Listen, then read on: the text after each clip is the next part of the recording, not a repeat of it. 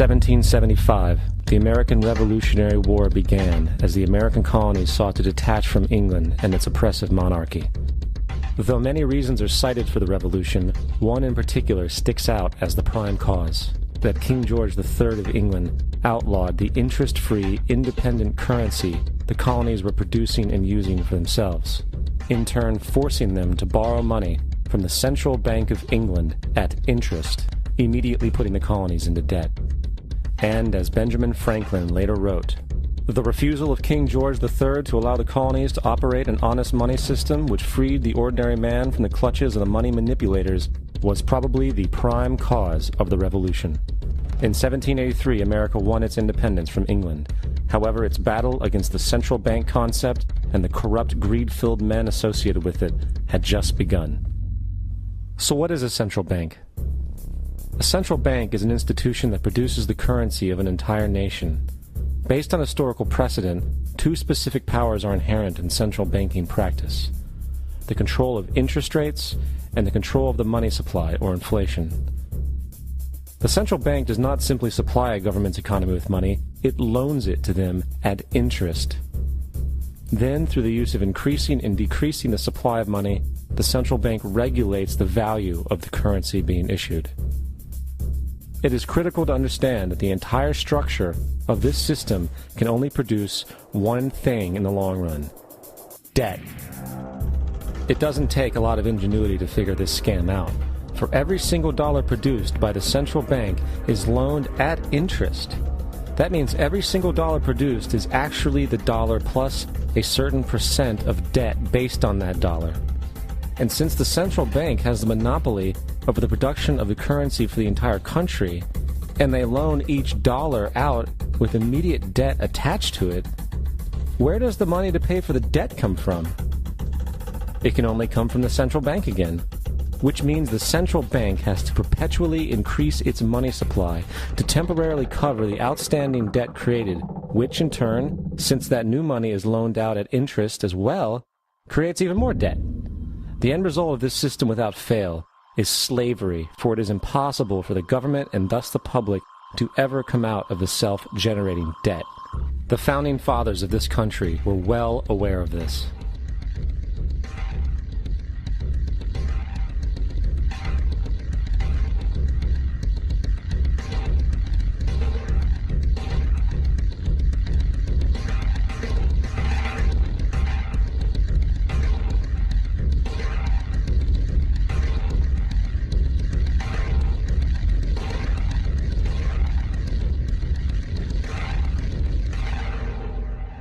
By the early 20th century, the U.S. had already implemented and removed a few central banking systems, which were swindled into place by ruthless banking interests.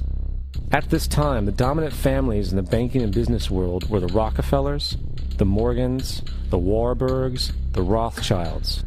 And in the early 1900s, they sought to push, once again, legislation to create another central bank. However, they knew the government and public were very weary of such an institution, so they needed to create an incident to affect public opinion. So, J.P. Morgan, publicly considered a financial luminary at the time, exploited his mass influence by publishing rumors that a prominent bank in New York was insolvent or bankrupt. Morgan knew this would cause mass hysteria, which would affect other banks as well. And it did. The public, in fear of losing their deposits, immediately began mass withdrawals. Consequently, the banks were forced to call in their loans, causing the recipients to sell their property, and thus a spiral of bankruptcies, repossessions, and turmoil emerged. Putting the pieces together a few years later, Frederick Allen of Life magazine wrote, "The Morgan interests took advantage to precipitate the panic, guiding it shrewdly as it progressed." Unaware of the fraud, the Panic of 1907 led to a congressional investigation headed by Senator Nelson Aldrich, who had intimate ties to the banking cartels and later became part of the Rockefeller family through marriage. The commission, led by Aldrich, recommended a central bank should be implemented so a panic like 1907 could never happen again. This was the spark the international bankers needed to initiate their plan. In 1910, a secret meeting was held at a J.P. Morgan estate on Jekyll Island off the coast of Georgia. It was there that the central banking bill called the Federal Reserve Act was written. This legislation was written by bankers, not lawmakers. This meeting was so secretive, so concealed from government and public knowledge that the 10 or so figures who attended disguised their names when en route to the island. After this bill was constructed, it was then handed over to their political frontman, Senator Nelson Aldrich, to push through Congress. And in 1913, with heavy political sponsorship by the bankers, Woodrow Wilson became president, having already agreed to sign the Federal Reserve Act in exchange for campaign support. And 2 days before Christmas, when most of Congress was at home with their families, the Federal Reserve Act was voted in, and Wilson in turn made it law. Later, Woodrow Wilson wrote, in regret,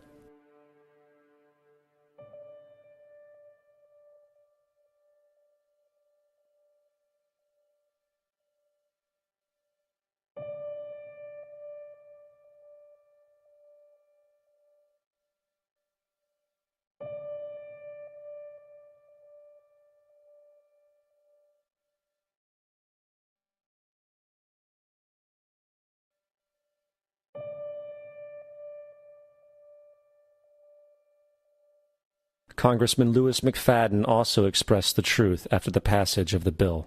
A world banking system was being set up here, a superstate controlled by international bankers, acting together to enslave the world for their own pleasure. The Fed has usurped the government. Now, the public was told that the Federal Reserve System was an economic stabilizer, and inflation and economic crises were a thing of the past. Well, as history has shown, nothing is further from the truth. The fact is, the international bankers now had a streamlined machine to expand their personal ambitions. It's alive! It's alive! It's alive! For example, from 1914 to 1919, the Fed increased the money supply by nearly 100%, resulting in extensive loans to small banks and the public. Then, in 1920, the Fed called in mass percentages of the outstanding money supply, thus resulting in the supporting banks having to call in huge numbers of loans, and, just like 1907, bank runs, bankruptcy, and collapse occurred. Over 5,400 competitive banks outside of the Federal Reserve System collapsed, further consolidating the monopoly of a small group of international bankers.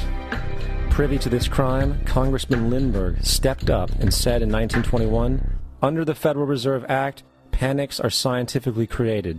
The present panic is the first scientifically created one, worked out as we figure a mathematical equation." However, the panic of 1920 was just a warm-up. From 1921 to 1929, the Fed again increased the money supply, resulting once again in extensive loans to the public and banks. There was also a fairly new type of loan called a margin loan in the stock market. Very simply, the margin loan allowed an investor to put down only 10% of a stock's price, with the other 90% being loaned through the broker. In other words, a person could own $1,000 worth of stock with only $100 down. This method was very popular in the roaring 1920s, as everyone seemed to be making money in the market. However, there was a catch to this loan. It could be called in at any time and had to be paid within 24 hours. This is termed a margin call, and the typical result of a margin call is the selling of the stock purchased with the loan. So, a few months before October in 1929, J.D. Rockefeller, Bernard Baruch, and other insiders quietly exited the market, and on October 24, 1929, the New York financiers who furnished the margin loans started calling them in masse. This sparked an instantaneous, massive sell-off in the market, for everyone had to cover the margin loans. It then triggered mass bank runs for the same reason, in turn collapsing over 16,000 banks, enabling the conspiring international bankers to not only buy up rival banks at a discount, but to also buy up whole corporations at pennies on the dollar. It was the greatest robbery in American history. But that didn't stop there. Rather than expanding the money supply in order to recover from this economic collapse, the Fed actually contracted it, fueling one of the largest depressions in history. Once again outraged, Congressman Louis McFadden, a longtime opponent of the banking cartels, began bringing impeachment proceedings against the Federal Reserve Board, saying of the crash and depression, "It was a carefully contrived occurrence. International bankers sought to bring about a condition of despair so that they might emerge the rulers of us all." Not surprisingly, and after 2 previous assassination attempts, McFadden was poisoned at a banquet before he could push for the impeachment. Now, having reduced the society to squalor, the Federal Reserve bankers decided that the gold standard should be removed. In order to do this, they needed to acquire the remaining gold in the system. So, under the pretense of helping to end the Depression, came the 1933 gold seizure. Under the threat of imprisonment for 10 years, everyone in America was required to turn in all gold bullion to the Treasury, essentially robbing the public of what little wealth they had left. And at the end of 1933, the gold standard was abolished. If you look at a dollar bill from before 1933, it says it is redeemable in gold. You look at a dollar bill today, it says it is legal tender, which means it is backed by absolutely nothing. It is worthless paper. The only thing that gives our money value is how much of it is in circulation. Therefore, the power to regulate the money supply is also the power to regulate its value, which is also the power to bring entire economies and societies to its knees.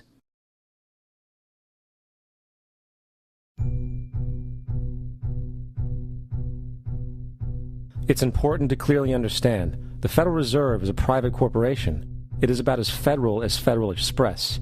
It makes its own policies and is under virtually no regulation by the U.S. government. It is a private bank that loans all the currency at interest to the government, completely consistent with the fraudulent central banking model that the country sought to escape from when it declared independence in the American Revolutionary War. Now, going back to 1913, the Federal Reserve Act was not the only unconstitutional bill pushed through Congress. They also pushed the federal income tax. It's worthwhile to point out that the American public's ignorance towards the federal income tax is a testament to how dumbed down and oblivious the American population really is. First of all, the federal income tax is completely unconstitutional, as it is a direct, unapportioned tax. All direct taxes have to be apportioned to be legal based on the Constitution. Secondly, the required number of states in order to ratify the amendment to allow the income tax was never met, and this has even been cited in modern court cases.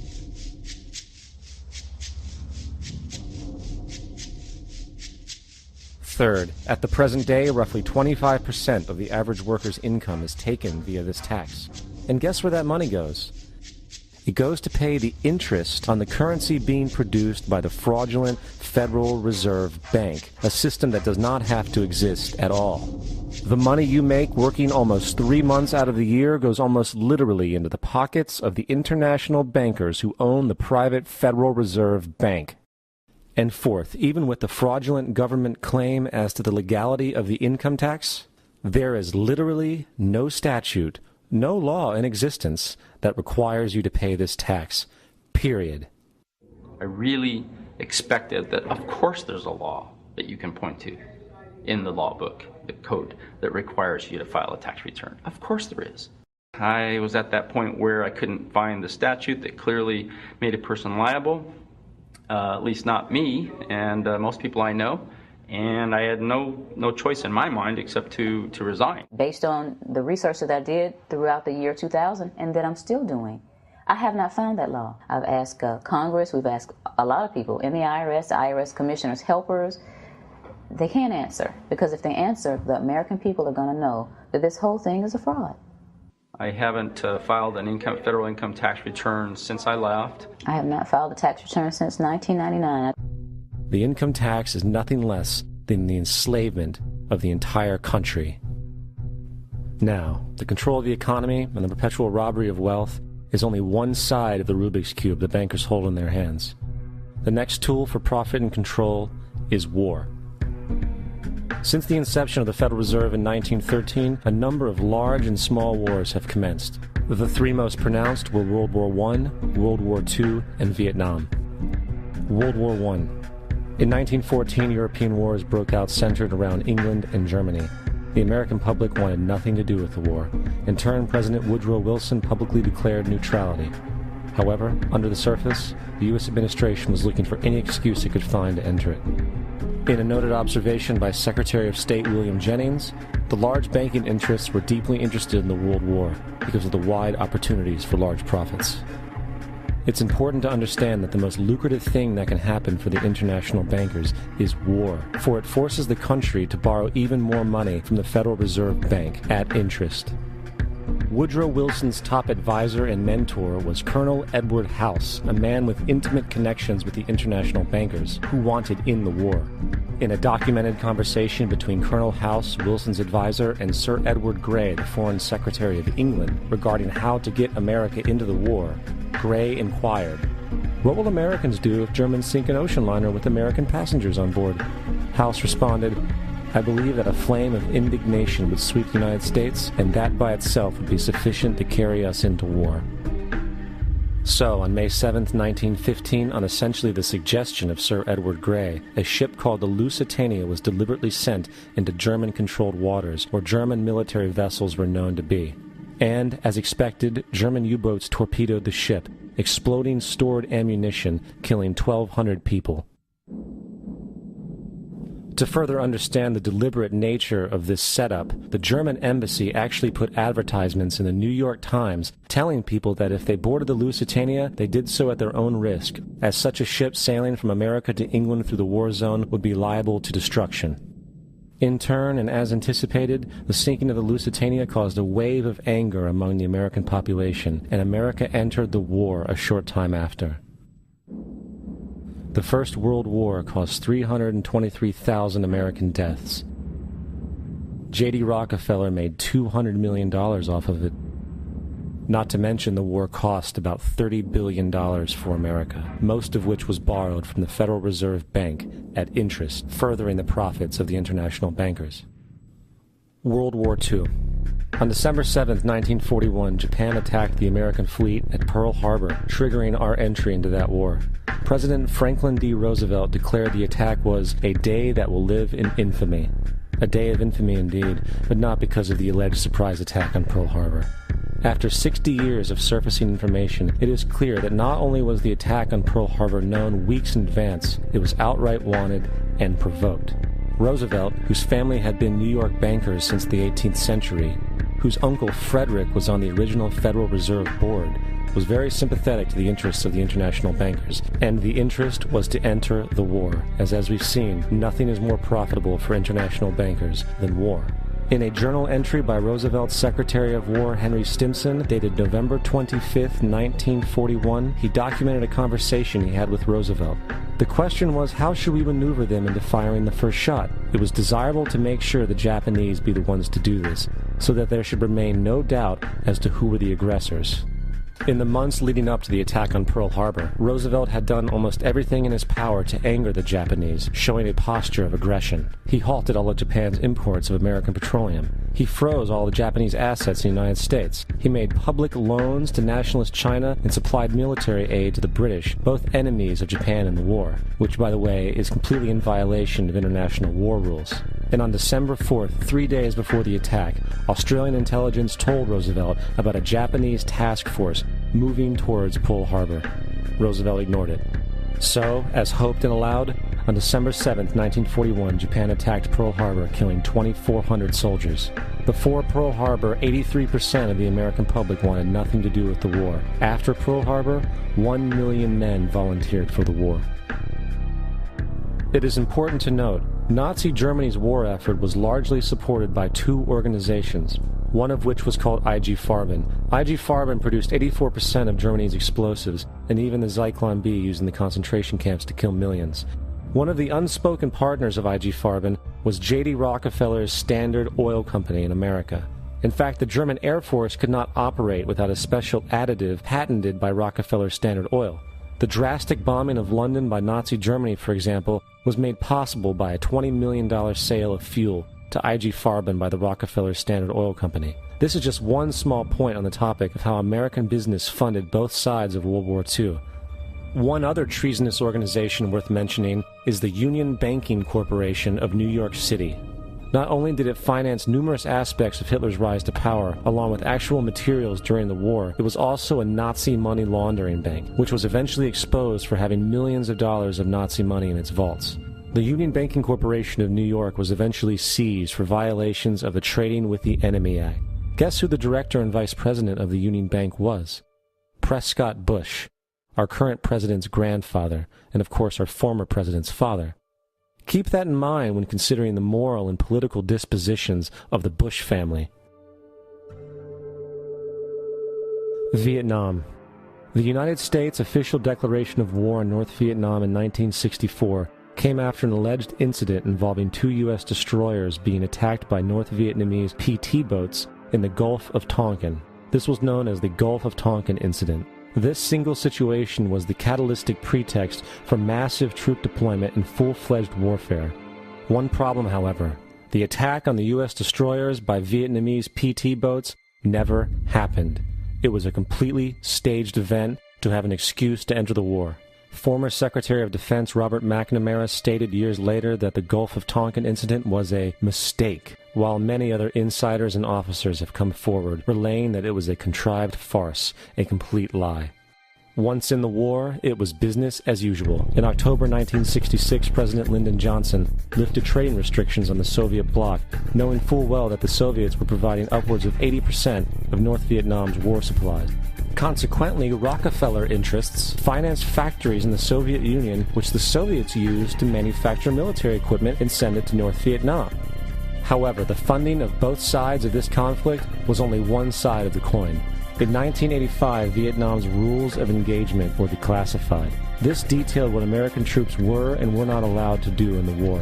It included absurdities like North Vietnamese anti-aircraft missile systems could not be bombed until they were known to be fully operational. No enemy could be pursued once they crossed the border of Laos or Cambodia. And most revealing of all, the most critical strategic targets were not allowed to be attacked unless initiated by high military officials. Apart from these imposed ludicrous limitations, North Vietnam was informed of these restrictions and therefore could base entire strategies around the limitations of the American forces. This is why the war went on so long.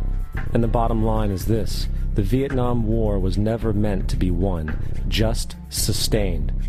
This war for profit resulted in 58,000 American deaths and 3 million dead Vietnamese. So, where are we now? September 11th was the jumpstart for what is now an accelerated agenda by the ruthless elite. It was a staged war pretext no different than the sinking of the Lusitania, the provoking of Pearl Harbor, and the Gulf of Tonkin lie. In fact, if 9/11 wasn't a planned war pretext, it would be an exception to the rule. It has been used to launch 2 unprovoked illegal wars, one against Iraq and one against Afghanistan. However, 9/11 was a pretext for another war as well, the war against you. The Patriot Act, Homeland Security, the Military Tribunals Act, and other legislations are all completely and entirely designed to destroy your civil liberties and limit your ability to fight back against what is coming. Currently in the United States, unannounced to most brainwashed Americans, your home can be searched without a warrant, without you being home. You can in turn be arrested with no charges revealed to you, detained indefinitely with no access to a lawyer, and legally tortured, all under the suspicion that you might be a terrorist. If you need a painted picture of what is happening in this country, let's recognize how history repeats itself. In February 1933, Hitler staged a false flag attack, burning down his own German parliament building, the Reichstag, and blamed it on communist terrorists. Within the next few weeks, he passed the Enabling Act, which completely eradicated the German Constitution, destroying people's liberties. He then led a series of preemptive wars, all justified to the German people as necessary to maintaining homeland security.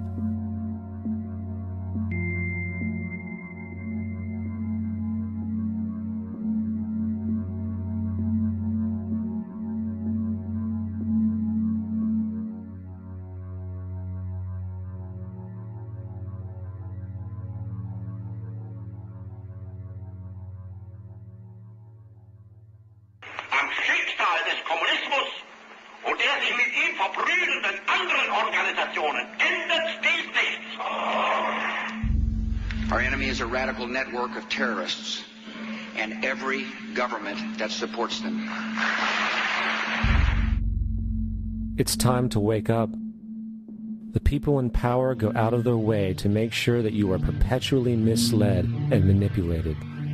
The majority's perception of reality, especially in the political arena, is not their own. It is shrewdly imposed upon them without them even knowing it.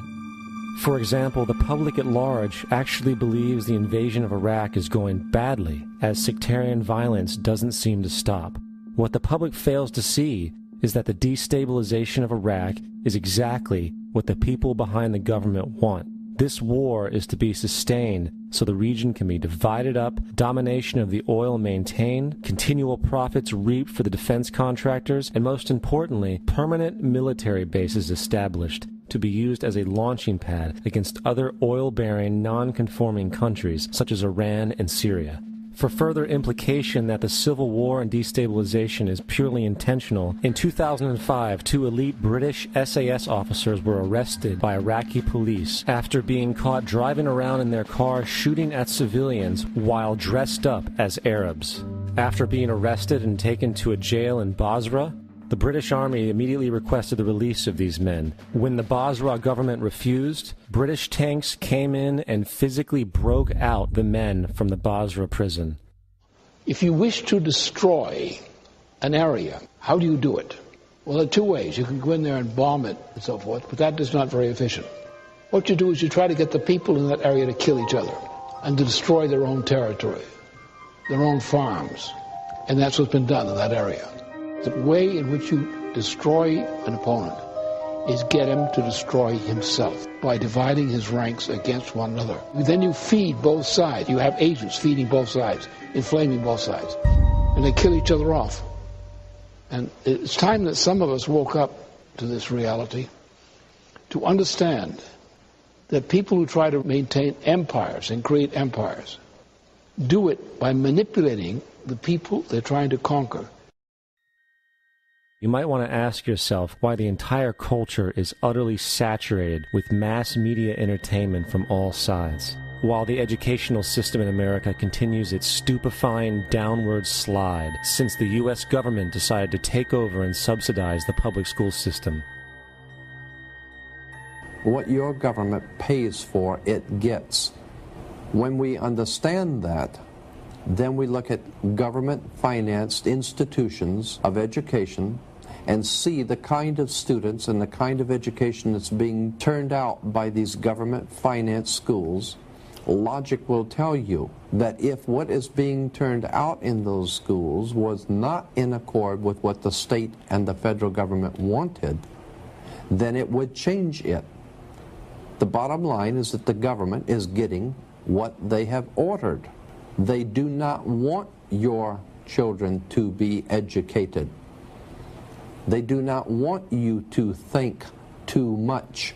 That is why our country and our world has become so proliferated with entertainments, mass media, television shows, amusement parks, drugs, alcohol, and every kind of entertainment to keep the human mind entertained, so that you don't get in the way of important people by doing too much thinking.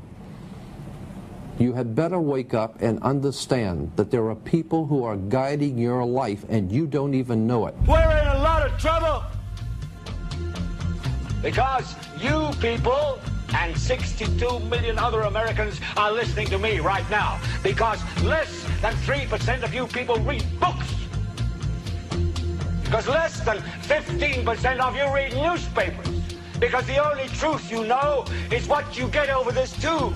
Right now, there is an entire generation that never knew anything that didn't come out of this tube.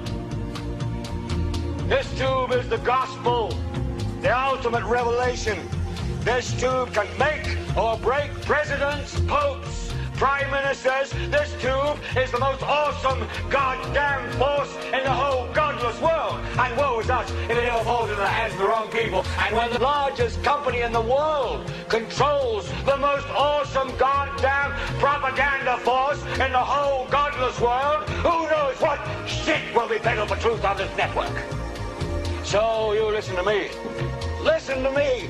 Television is not the truth. Television is a goddamn amusement park. Television is a circus, a carnival, a traveling troupe of acrobats, storytellers, dancers, singers, jugglers, sideshow freaks, lion tamers, and football players. We're in the boredom-killing business.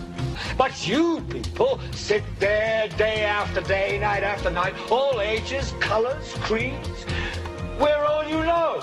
You're beginning to believe the illusions we're spinning here. You're beginning to think that the tube is reality and that your own lives are unreal. You do whatever the tube tells you. You dress like the tube. You eat like the tube. You raise your children like the tube. You even think like the tube. This is mass madness, you maniacs. In God's name, you people are the real thing. We are the illusion. The last thing the men behind the curtain want is a conscious, informed public capable of critical thinking, which is why a continually fraudulent zeitgeist is output via religion, the mass media, and the educational system. They seek to keep you in a distracted, naive bubble, and they are doing a damn good job of it. In 2005, an arrangement between Canada, Mexico, and the United States was made. This arrangement, unannounced to the public, unregulated by Congress, merges the United States, Mexico, and Canada into one entity, erasing all borders. It's called the North American Union, and you might want to ask yourself why you've never heard of this. In fact, there is only one mainstream reporter who has actually heard of and has had the courage to cover this issue. The Bush administration's open borders policy and its decision to ignore the enforcement of this country's immigration laws is part of a broader agenda.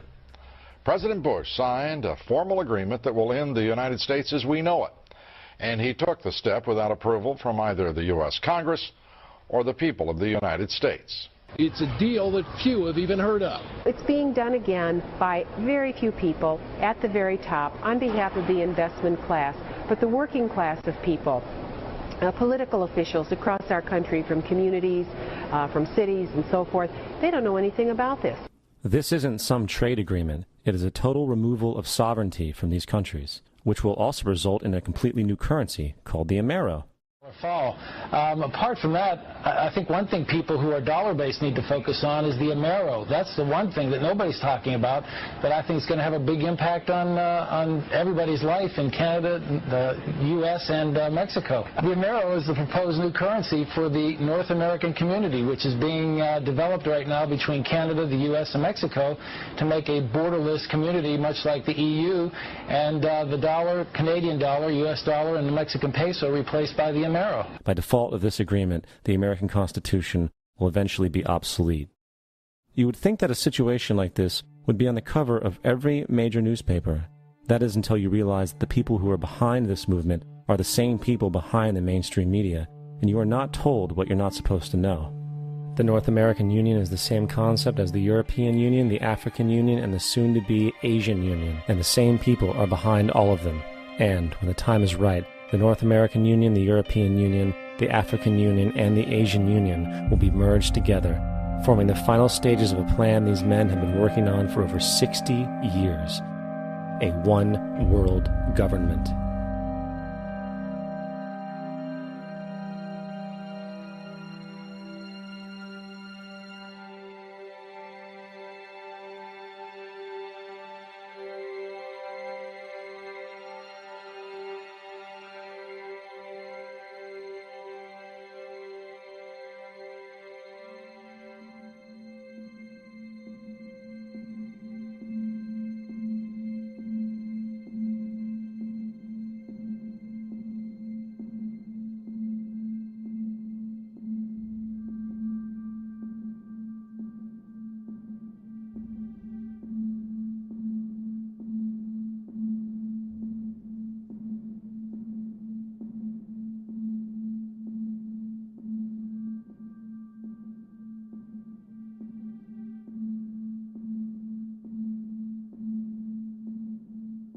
One bank, one army, one center of power.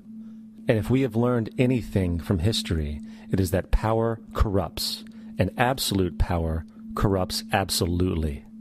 This is Aaron Russo, a filmmaker and former politician.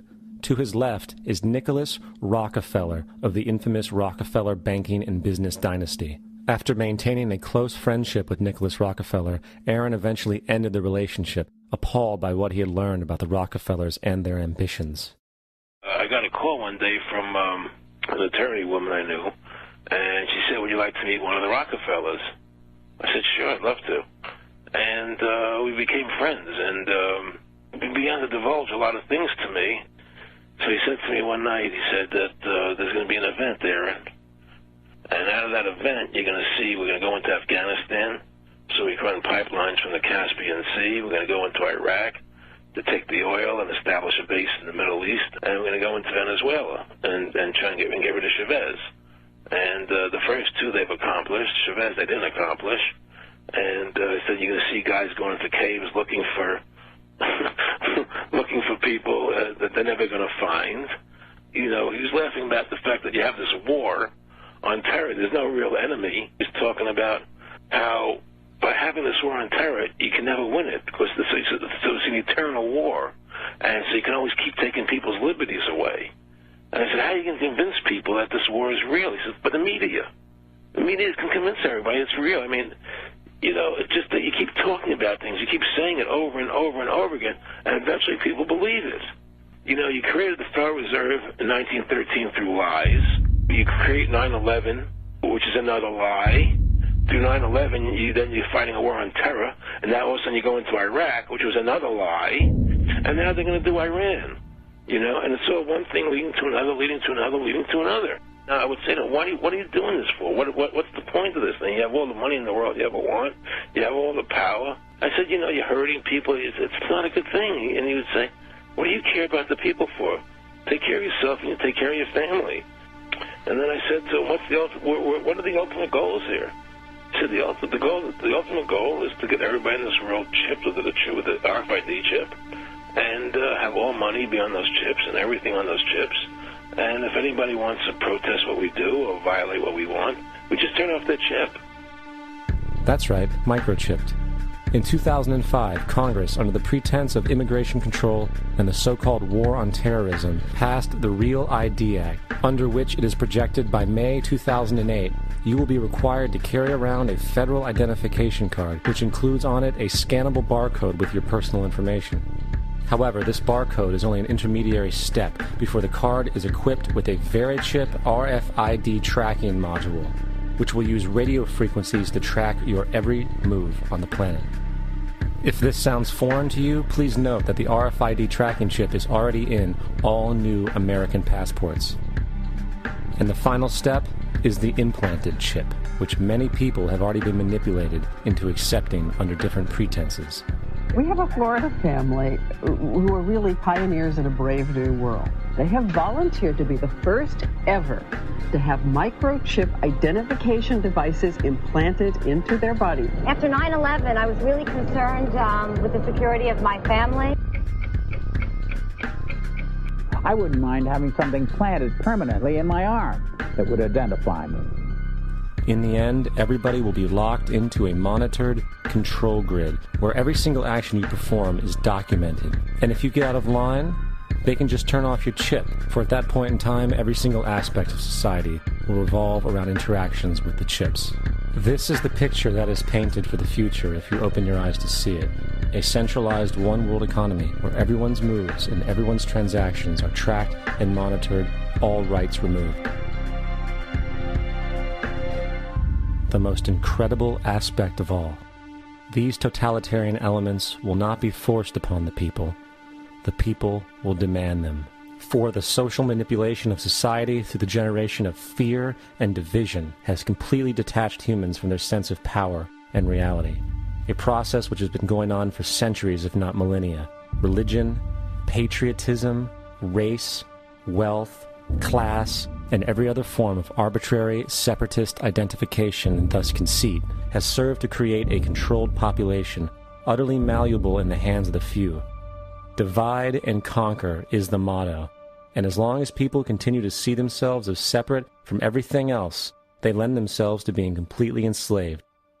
The men behind the curtain know this, and they also know that if people ever realize the truth of their relationship to nature and the truth of their personal power, the entire manufactured zeitgeist they prey upon will collapse like a house of cards.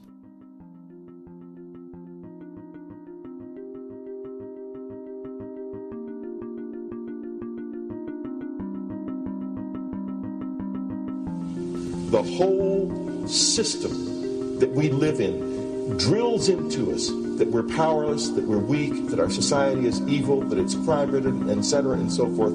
It's all a big, fat lie. We are powerful, beautiful, extraordinary. There is no reason why we cannot understand who we truly are, where we are going. There is no reason why the average individual cannot be fully empowered. We are incredibly powerful beings. You know, I think I spent 30 years of my life, in the first 30, trying to become something. I wanted to become good at things. I wanted to become good at tennis. I wanted to become good at school and grades and everything I kind of viewed in that perspective. I'm not okay the way I am, but if I got good at things, I realized that I had the game wrong. That the game was to find out what I already was. Find out what I already was.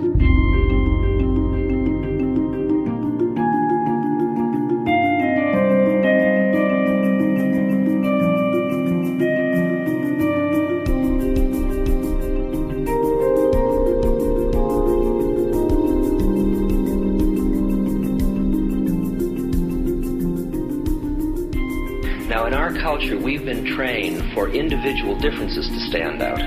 So you look at each person, immediately it is brighter, dumber, older, younger, richer, poorer, and we make all these dimensional distinctions, put them in categories and treat them that way. And we get so that we only see others as separate from ourselves in the ways in which they're separate. And one of the dramatic characteristics of experience is being with another person and suddenly seeing the ways in which they are like you, not different from you, and experiencing the fact that that which is essence in you and which is essence in me is indeed one. The understanding that there is no other. It is all one. And I wasn't born Richard Albert. I was just born as a human being. And then I learned this whole business of who I am and whether I'm good or bad or achieving or not. All that's learned along the way.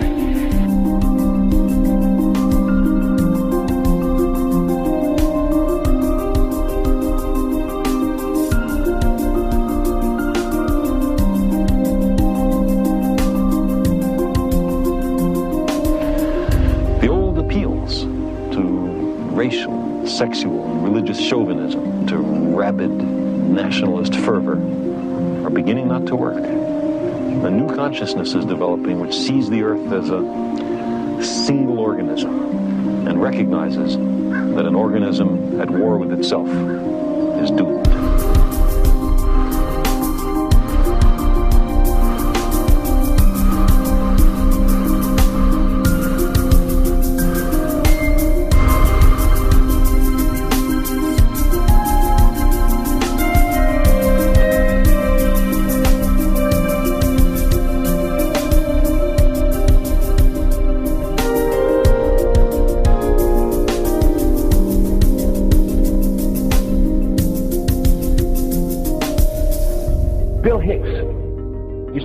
Shows with this.